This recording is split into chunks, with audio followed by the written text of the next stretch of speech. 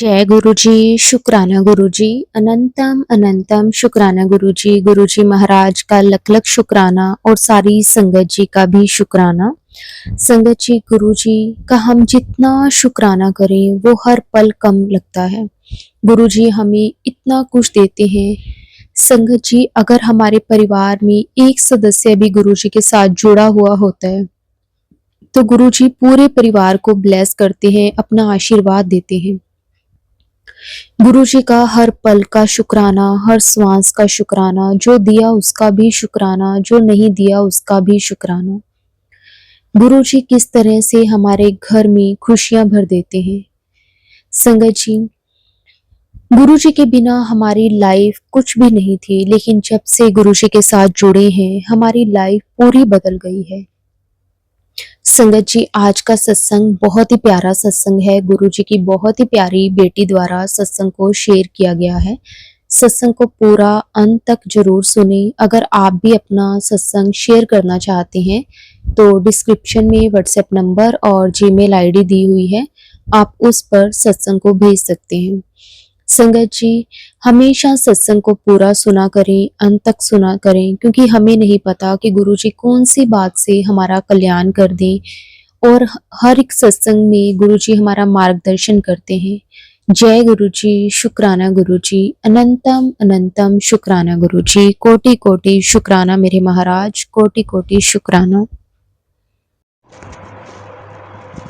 जय गुरु जी। संगत जी सबको नमस्ते, सबको मेरा प्रणाम। और गुरु जी की कृपा से सब लोग ठीक होंगे। गुरु जी का मैसेज मिलता है बार बार कि शुक्राना करो, शुक्राना करो। शुक्राना तो हमें वैसे भी करना ही चाहिए गुरु जी का, क्योंकि गुरु जी ने हम पता नहीं किन किन मुसीबतों में फंसे हुए थे, हम निकले हैं बाहर। तो गुरु जी का शुक्राना करने के लिए तो कोई टाइम ही नहीं होना चाहिए संगत जी। जब गुरु जी की आज्ञा ना भी हो तो भी हमें शुक्राना करना ही चाहिए, क्योंकि गुरु जी ने जितनी हम लोगों पे कृपा की है, मैं तो अपना बताती हूँ कि बहुत गुरु जी ने मुझ पे कृपा की है, बहुत की है। पता नहीं गुरु जी के कर्म काटने के कौन कौन से तरीके हैं। गुरु जी के बहुत से तरीके हैं कर्म काटने के। संगत जी, पता है क्या हुआ, मैं ना सत्संग सुन रही थी तो बार बार मैसेज मिल रहा था कि कुड़िए तू सत्संग शेयर नहीं कर दी, सत्संग शेयर कर, मैं तेनों दर्शन देवांगा। तो मतलब गुरुजी दर्शन तो देते ही हैं, कभी तितली रूप में, कभी सफ़ेद कबूतर के रूप में, बहुत दर्शन देते हैं गुरुजी। तो क्या मैसेज मिल रहा था बार बार कि कुड़िए तू बार बार मैनू बोल रही हैं कि मैनू बड़े मंदिर बुलाओ, बड़े मंदिर बुलाओ। तो कुड़िए मैं तेनों बड़े मंदिर जरूर बुलावांगा, पर तू बड़े मंदिर आएंगी ना तो नवा सूट पा के आई। मैं ये मैसेज देख के संगत जी बड़ी एकदम ना हैरान हो गई कि गुरुजी नवा सूट पा के आई, मतलब क्या क्या कारण हो सकता है इसका। और मैं बोल रही गुरुजी अब मैं स्पेशल नया सूट लेने जाऊं, क्योंकि जितने सूट पड़े हैं तो सब नए, लेकिन सब डाले हुए हैं, मैं कैसे नया सूट लेकर आऊं। तो संगत जी क्या हुआ कि ना, मतलब मैंने ना ऐसे ही अपने बेटे को मजाक मजाक में बोल दिया कि बहुत दिन हो गए मैंने ना सूट नहीं खरीदा, मुझे एक सूट ले दे। कहता मम्मी ले लो, मैंने कोई मना किया आपको। फिर ऐसे ही मजाक में ही बोला था, तो उसने ना मुझे सच में ले भी दिया सूट। गुरुजी का मैसेज था कि नवा सूट पा के आई। कम से कम 2-2.5 महीने हो गए उस बात को। तो मैंने ना फिर सूट मंगवा लिया, जैसे मजाक में बोला तो उसने ना मुझे सूट मंगा के भी दे दिया, और वो सूट रखा हुआ था। तो मैंने फिर गुरुजी को बोला गुरुजी आपने बोला था नवा सूट पा के आई, सूट तो मेरा आ गया, अब आप बुलाने का, अब मंदिर आने का बुलावा भेजोगे तभी तो मैं सूट पा के आऊँगी ना। तो फिर क्या हुआ संगत जी, मतलब गुरुजी को रोज़ अरदास करती थी गुरुजी बड़े मंदिर बुलाओ, बड़े मंदिर बुलाओ। तो फिर मतलब ऐसे ही कई दिन बीत गए, तो रोज़ ही मतलब कुछ ना कुछ सत्संग तो गुरुजी के होते ही रहते हैं, जितने करो उतने कम हैं। और गुरुजी छोटी छोटी ऐसी कई चीज़ें कर देते हैं कि हम कई चीज़ें तो हम भूल भी जाते हैं। फिर दोबारा मैसेज मिल रहा कि शिव चालीसा पढ़ा कर। शिव चालीसा का मुझे पहले भी संगत जी मैसेज मिला था कि 11 दिन शिव चालीसा पढ़ या उसका पाठ मतलब फ़ोन पे सुनो। तो मैंने 11 दिन वो पूरे करके उसके बाद में भी मैंने उसको, अभी तक वो चालू ही है, बंद नहीं किया मैंने। तो फिर से वही मैसेज बार बार मिल रहे हैं कि शुक्राना कर, शुक्राना कर। तो कुछ भी बोल, पुराना बोल, नवा बोल, जो समझ में आए वैसे कर, शुक्राना कर। तो एक और मैसेज फिर मिल रहा, मैं ना सत्संग सुन रही थी, सत्संग में ना एक मैसेज में आंटी बता रही थी कि मुझे गुरुजी ने आदेश दिया था कि आज मटर पनीर की सब्जी तो चटनी बनाई। तो वो आंटी ने मटर पनीर और चटनी की सब्जी चटनी बनाकर मतलब तो गुरुजी को भोग लगवाया। तो मैं जब उस दिन वीरवार की बात है संगत जी, मुझे भी ना ऐसे ही कुछ मैसेज मिला। तो मैंने ना उस दिन मतलब मटर पनीर नहीं था, पालक पनीर बनाया हुआ था मैंने। पालक पनीर बनाया और पुदीना और धनिया की चटनी बनाई तो खाना खाने बैठे। जब गुरुजी को भोग लगवाने लगी तो मैंने ना सत्संग चला के और खाना खाने भोग लगवा के गुरुजी को खाना खाने बैठ गए। तो सत्संग में आंटी बता रही, सत्संग आ रहा था कि मेरे को ना आज बटर पनीर और चटनी का भोग लगाएं। तो मतलब गुरुजी ने यहाँ पर अपनी होने का एहसास कराया कि मैं हूँ, मैं भोग लगाने आया हूँ। मटर पनीर नहीं थे लेकिन पालक पनीर था। पनीर तो था उसमें, मतलब पालक पनीर था, मटर पनीर नहीं था, चटनी थी। गुरुजी ने बता दिया कि तुम जो भी बनाते हो ज़रूरी नहीं है कि वही चीज़ बनानी होती है। मतलब मिलता जुलते गुरुजी अगर सत्संग सुनवाते हैं तो हम मिलती जुलती चीज़ें भी गुरुजी के लिए बना सकते हैं। तो गुरुजी ने वही सत्संग सुनवाया। फिर दूसरी बार भी ऐसे हुआ, मुझे इस चीज़ का तो मुझे कोई मैसेज ही नहीं मिला था। मैंने ऐसे ही ना कड़ी चावल बनाए थे और फिर वही भोग लगाया। जैसे रूटीन, मतलब गुरुजी जब से आए हैं तो ऐसे ही रूटीन सा हो गया। तो ऐसे ही खाना खाने बैठे गुरुजी को भोग लगाया तो तब भी वो सत्संग में आ रहा। आंटी कहती मुझे ना मैसेज मिला था, गुरुजी ने बोला कि आज मैंने कड़ी चावल दा भोग लगाई। तो मैंने कहा गुरुजी मैंने तो पहले से ही कड़ी चावल बना रखे हैं, आप अब सत्संग में, मतलब सत्संग में मैसेज दे रहे हो कि कड़ी चावल का भोग लगाना है। तो मतलब गुरुजी आप हो ना, आप भोग लगाने आए हो ना। ऐसे ही मतलब सुनती गई सत्संग वगैरह जो भी है। फिर काफ़ी टाइम बीत गया और मतलब गुरुजी को मैं बोलती हूँ रोज़ कि गुरुजी मेरे अंकल को भी अपने साथ जोड़ लो, उनके भी कष्ट, जो भी कष्ट हैं उनके ऊपर जिनका भी किया कराया है। संगत जी मेरे घर में बहुत नेगेटिविटी, बहुत ज़्यादा बुरी चीज़ों का असर था। धीरे धीरे गुरुजी के जल प्रसाद से काफ़ी बहुत कम हुआ है।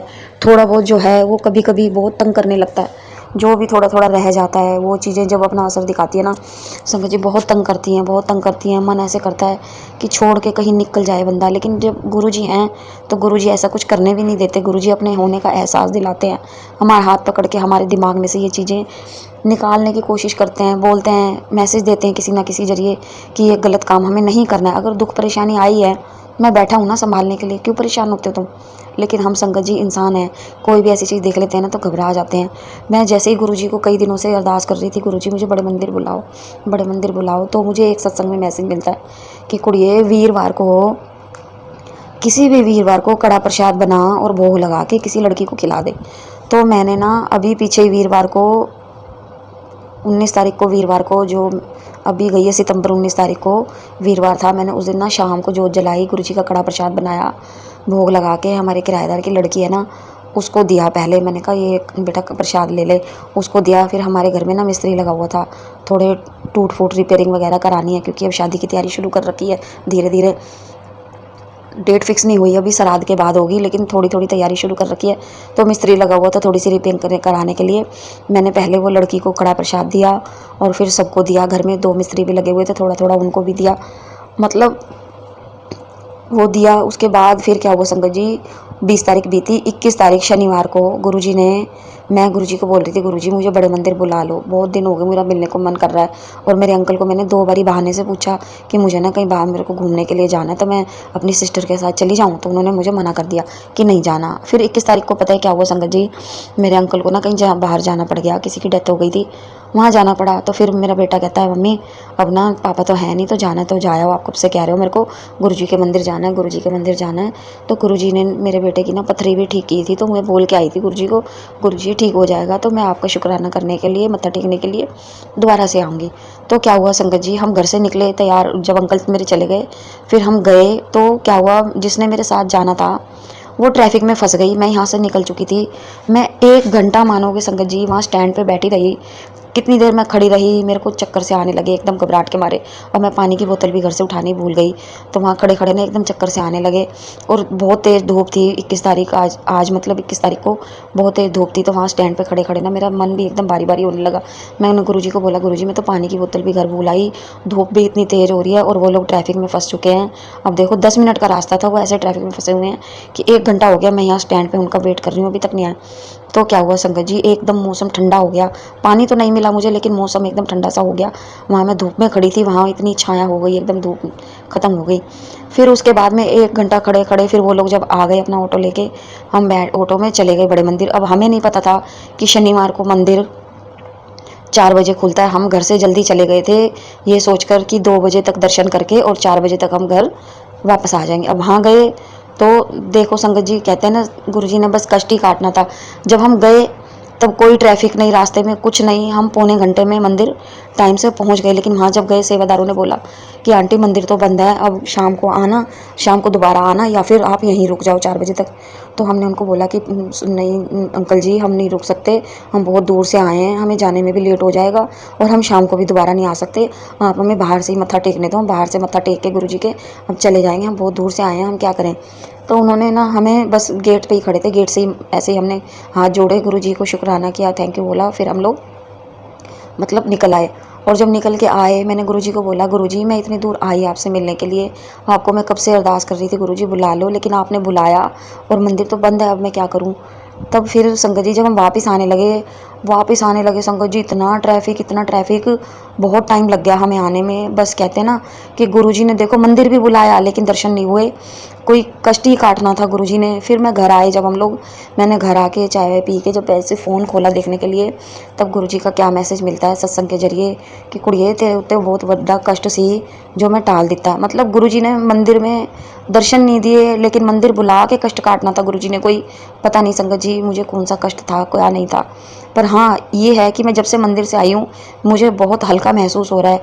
जो मेरा कई दिन से शरीर इतना भारी भारी हो रहा था, कोई काम करने को मन नहीं कर रहा था मेरा, बिल्कुल भी थकान सी महसूस हो रही थी, वो मेरी काफ़ी कम है और मुझे अपने आप को बहुत हल्का हल्का लग रहा है। तो कहने का यही है कि गुरुजी के कष्ट काटने के तरीके अपने अलग अलग हैं, हर तरीके से गुरुजी कष्ट काटते हैं।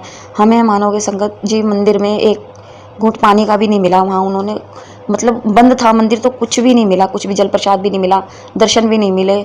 बस देखो संगत जी 1 घंटा में स्टैंड पे खड़ी रही, घर से भी टाइम से निकल गए, मंदिर भी टाइम से पहुंच गए, आने में ट्रैफिक में इतना टाइम लगा हमें और मंदिर में दर्शन भी नहीं मिले। उसके बाद गुरुजी कहते हैं कि तेरे ऊपर कष्ट आया था, मैंने वो तेरा कष्ट काटा है। तो इससे तो यही पता चलता है ना कि गुरुजी के कष्ट काटने के बहुत तरीके हैं, गुरुजी अपने तरीके से सबके कष्ट काटते हैं संगत जी।